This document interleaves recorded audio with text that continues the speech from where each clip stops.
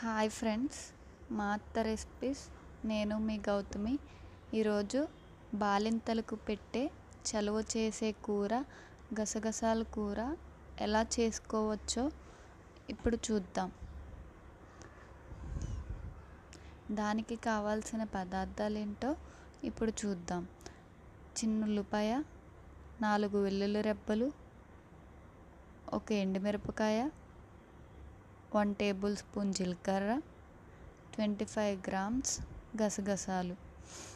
ఇప్పుడు ప్రాసెస్ ఏంటో, ముందుగా స్టవ్ వెలిగించుకొని చిన్న ప్యాన్ పెట్టుకోవాలి. ప్యాన్ వేడెక్కాక ఎండుమిరపకాయ, జీలకర్ర, గసగసాలు వేసుకోవాలి. అవి వేసుకున్నాక 1 నిమిషం పాటు లైట్గా గసగసాలు కలర్ వచ్చే వరకు వేయించుకోవాలి. ఎక్కువ వేయిస్తే గసగసాలు చేదైపోతాయి. సో చూసుకొని వేయించుకోండి. అవి బాగా చల్లారాక మిక్సీ జార్ తీసుకొని పొడి పొడిగా చేసుకోవాలి. ఇలా పౌడర్ అయ్యాక ఉల్లిపాయ ముక్కలు వేసుకొని కొంచెం వాటర్ యాడ్ చేస్తూ పేస్ట్ చేసుకోవాలి. పేస్ట్ చేసుకొని పక్కన పెట్టుకోవాలి. మళ్ళీ స్టవ్ వెలిగించి బాండి పెట్టుకొని నువ్వుల నూనె 2 టేబుల్ స్పూన్ నూనె వేసుకోవాలి. నువ్వుల నూనె ఎందుకు వేసుకోవాలంటే ఫ్యూచర్లో వాళ్ళకి నడుము నొప్పి రాకుండా ఉండడం కోసం నువ్వుల నూనె వాడతాం.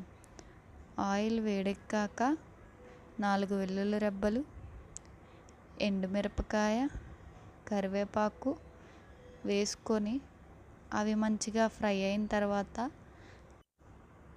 గసగసాల పేస్ట్ వేసుకొని ఒకసారి కలుపుకోవాలి.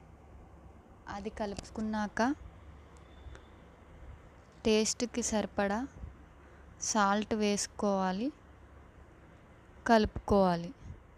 పేస్ట్ నుంచి ఆయిల్ సెపరేట్ అయ్యే వరకు ఫ్రై చేసుకోవాలి.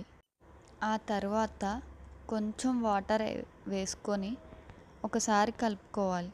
కలుపుకున్నాక మూత పెట్టి 1 నిమిషం పాటు మగ్గించుకోవాలి. 1 నిమిషం తర్వాత మూత తీసి ఒకసారి కలుపుకోవాలి.